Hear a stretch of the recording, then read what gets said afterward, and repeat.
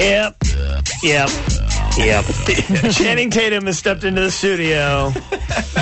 This is the song, by the way. This is the thing. I've seen the movie, so now I got the mental image to go with this song for the rest of my life. Thanks a lot, pal. Hey, man, I'm sorry. I ruined a great song for you forever. I didn't say it was ruined. I just said it's different now for me. Not that there's anything wrong with that. You thought it was actually just riding a pony. Right? It was just the pony ride. Oh, dear God.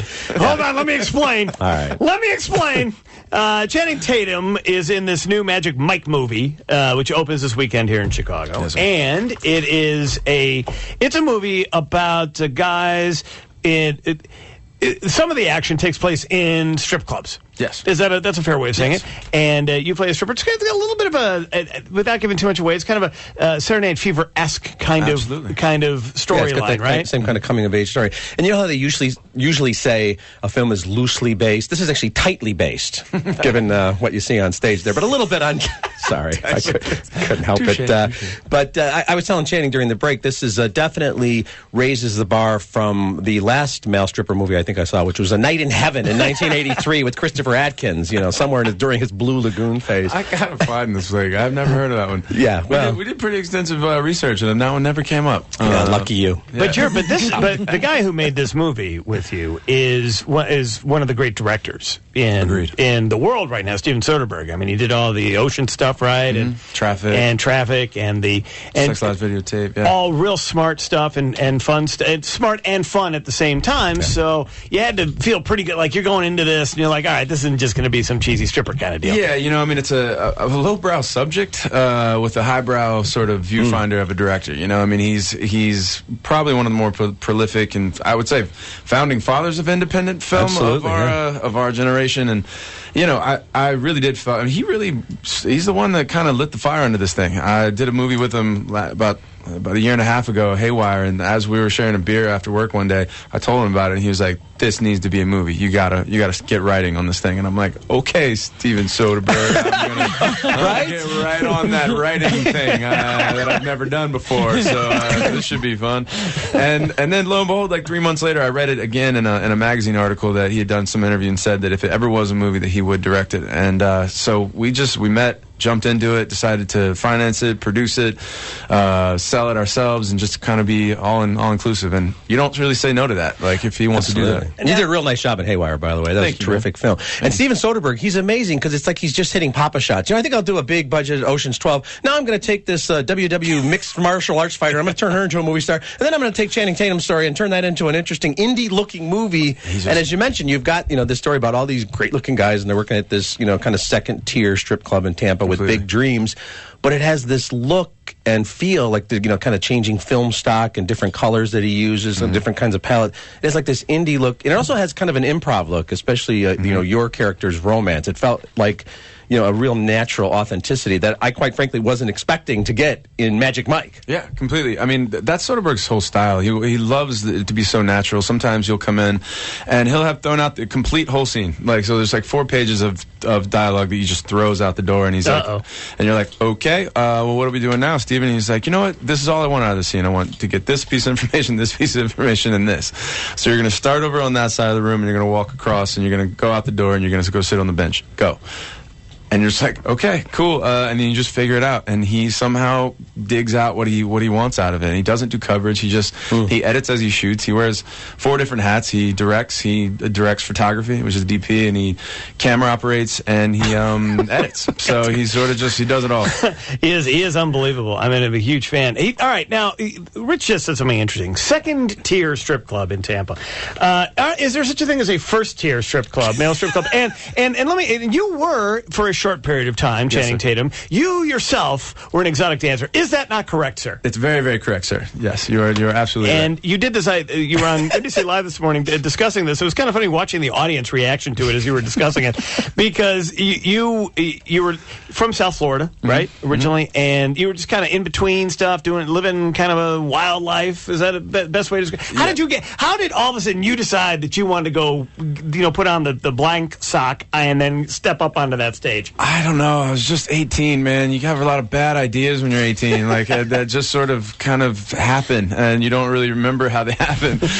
No, I think I was driving. I essentially dropped out of college playing football, and I came home, and, you know, you just need money. You don't want to ask your parents for money, and I had, like, 2 other jobs at the time, and that just seemed like another good idea to make money, and for 2 hours a night, untaxable, and have a good time. Because you were working, like, selling insurance or something? I was a mortgage broker. I was working at a record shop late night, and, like, you name it. Like, I was doing it. It didn't matter. So your own story, it sounds like the Alex Pettyfer character is a little more akin to what you were experiencing. Because people haven't seen the movie. It hasn't come out yet, so most of you haven't. But he's sort of like the kid you take under your wing, and you tell him, he's 19, hey, look, easy money. The women are going to love you.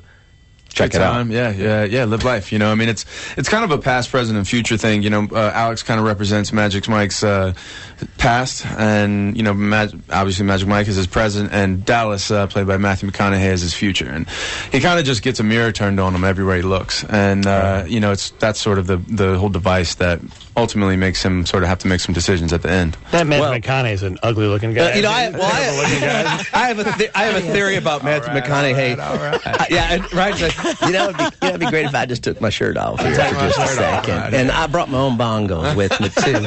And I have a theory that he's been waiting his whole career to play an oiled, shirtless, crotch-grabbing strip club owner named Dallas. I mean, you know, he's had that toolkit with him for a long time. And I've been planning on putting him in that movie since I was a child. I've known what I had to do in this life, and that was one of the things. No, I mean, look, he wasn't born to play this part. I'm not even kidding. I don't think he was the first person I thought of when we were writing this thing, and we thought we wrote a perfect character. We thought that there was nothing that could get better, but he was my favorite part of the whole movie, and because he was just so bizarre. Were you writing it for him? We had him in mind. You know, we never know what Steven's going to want to do. What you're going to get. Yeah, exactly. And next thing you know, like, he comes on set, and he just took this thing and ran with it, and we were just like, oh my God, we weren't ready for how much he was going to just improve it. And he swung for the fences, and I think he nailed it. I mean, he's my favorite thing in the movie. I have never seen an actor in any film, including most of the World War II movies I've seen, grab his own ass as many times as Matthew McConaughey does in this movie. World War II?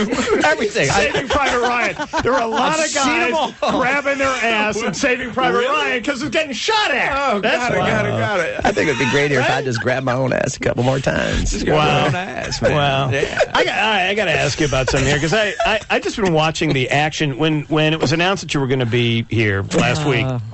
Internally in the building, we could not announce it publicly because there are security things for you. I mean, this is your third big movie this year, yes, right? You made about $65 trillion at the box office already this year.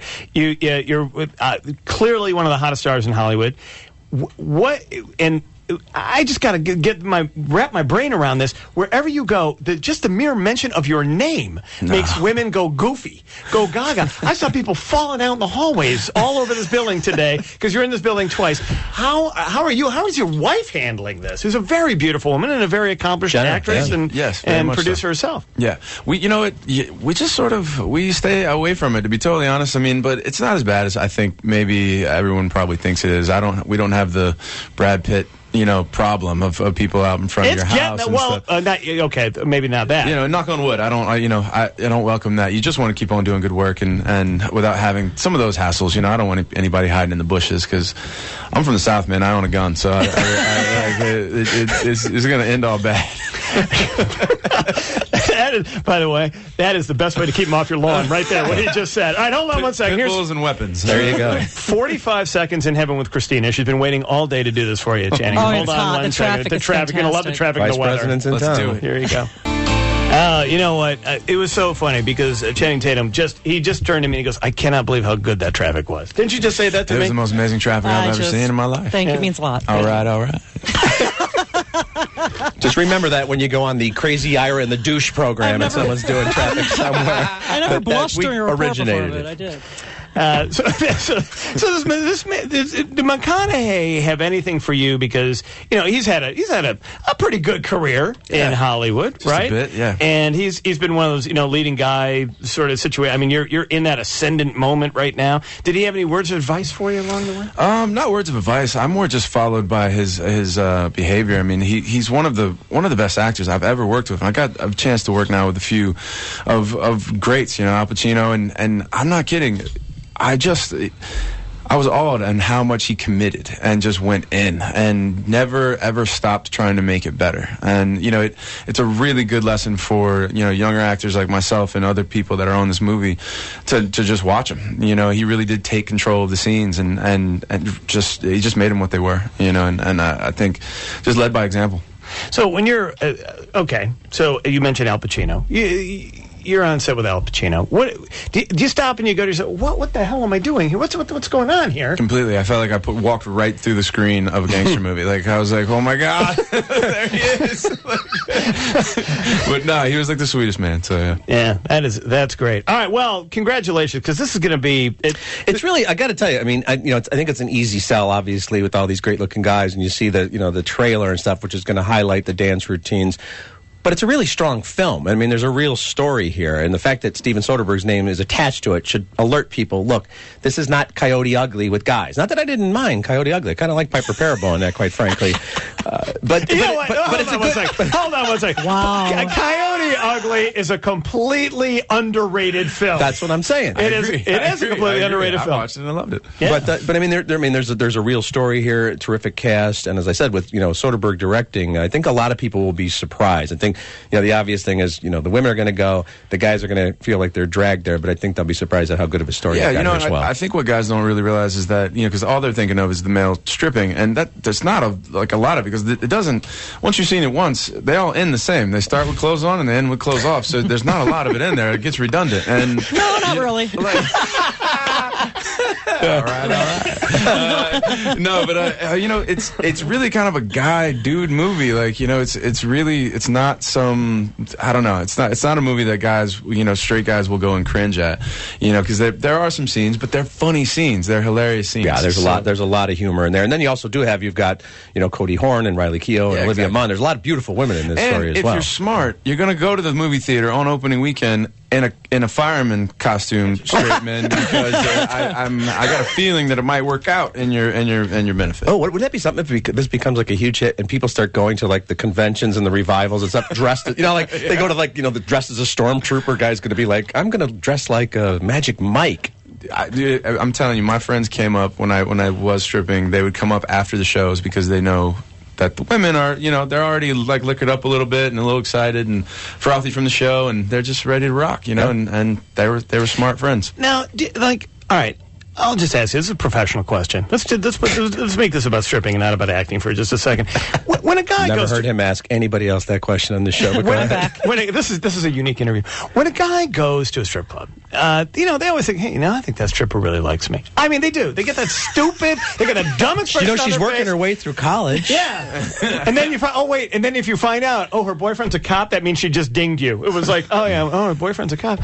But do you think that the women at the strip club also think they like, or are they just there for the eye candy? Because every guy thinks they're going home with the stripper, but I don't think the women think that. Men go for completely different reasons than women do. Men go for more of like a literal visual sort of like stimulating like sexual thing, and women go to laugh and to be entertained and to completely embarrass their friends and to not. It's not sexual whatsoever. If anything, they just want to look over to their right where their best friend's sitting and see how red her face is when she gets straddled by a big greasy dude. Channing Tatum, who plays greasy dude in Magic Mike, which I think it's going to surprise a lot of people. That this is a very, very good movie. Opens next Friday, the 29th in Chicago. The 29th in Chicago. Great having you here. Congratulations on your success. A lot of great stuff. This man won a Peabody for terrific documentary. A documentary about Rwanda.